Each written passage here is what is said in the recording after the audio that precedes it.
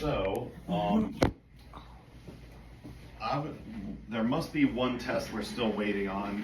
I'm thinking it's the profile testing, but I have a feeling I kind of know it's going to come back that they can't detect anything. I think we're leaning towards not HIV infected, but consistently having an indeterminate HIV test as positive. What can cause that? There can be, I'm just somebody who myself have had 2 false positive HIV tests in my life, which seems to beat the odds.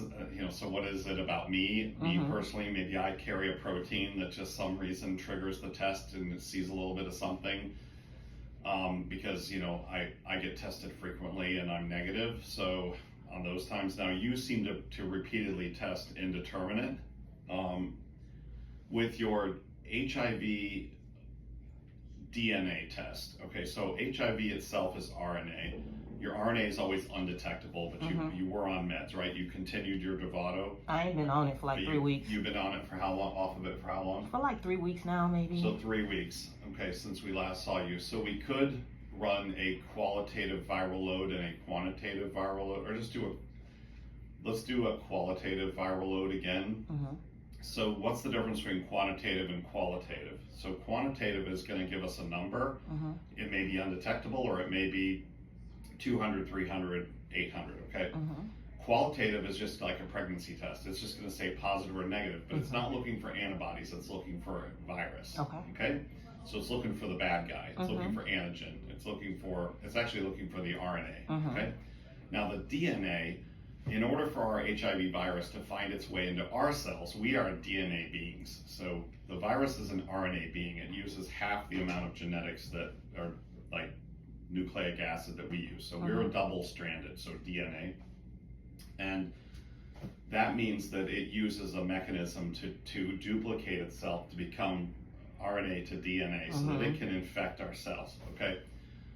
So what I did is a test that looked at your T cells to see if we could pull apart, take one of the T cells and look in the genetic makeup of that, because if that cell had ever been infected by HIV would have put its little thumbprint into your DNA, and we look for it and can't find it, okay, or can't find any evidence of it, okay?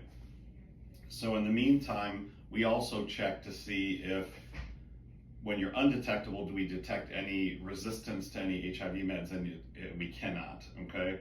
They couldn't even get a hold of any of that proviral DNA to test, okay? So we do what's called an archive testing. The archive testing is look for that proviral DNA, which is inside your cell, and then if we find it, map it out. And then if we map it out, is it sensitive to all the drugs, or is it resistant to some drugs? We couldn't even find any proviral DNA. So that means we couldn't find any T cells that actually have HIV in them, okay? So hence, that's why every time we test you, you're undetectable, because there really isn't any HIV there. But antibody-wise, you test indeterminately positive for an HIV test when we check for antibodies. Why, I don't know. So is it possible that you got exposed to HIV? It was extremely poor replicator. It was a little version of HIV that can't really infect your cells, or did you inherit a genetic pathway from both parents or one parent that creates T cells that make it very difficult for HIV to become DNA and to infect a cell? And that's called the Delta 32 mutation of the CCR5 gene. So as much as I wished that there was a test at the normal labs that we can order, there isn't. So I contacted a company called Palfir Genetics, at Palfir.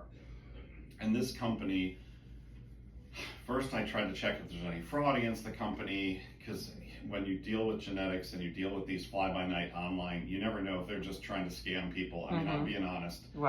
I don't, these small, who knows who's running these countries. It could be a lab out of India and we don't know. Who just knows they can put a website up, but they tout that they have this CCR5 Delta 32 mutation test that they offer for a cash price of $199.